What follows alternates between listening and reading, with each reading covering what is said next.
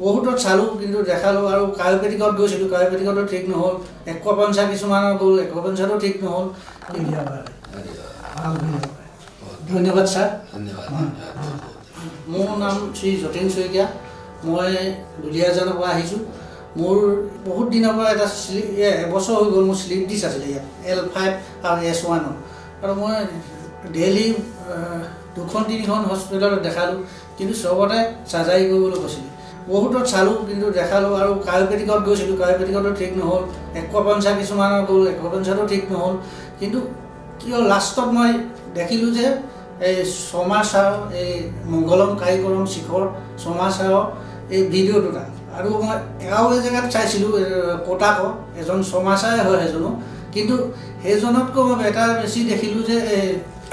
Sharma sir ভাগৰ এই শিখৰ কিন্তু সেইকাৰণে মই ইয়াত আহিলোঁ আহি পিনে মই এই 21 তাৰিখৰ পৰা মই আজি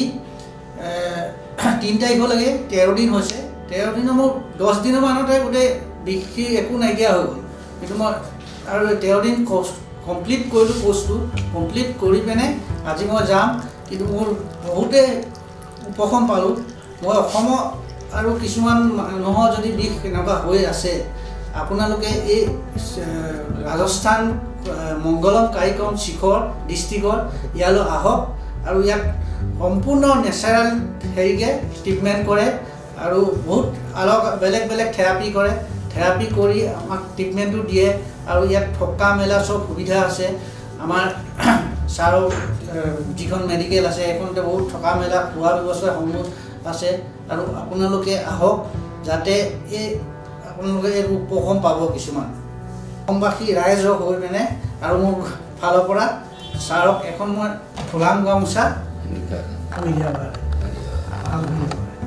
ধন্যবাদ ছাৰ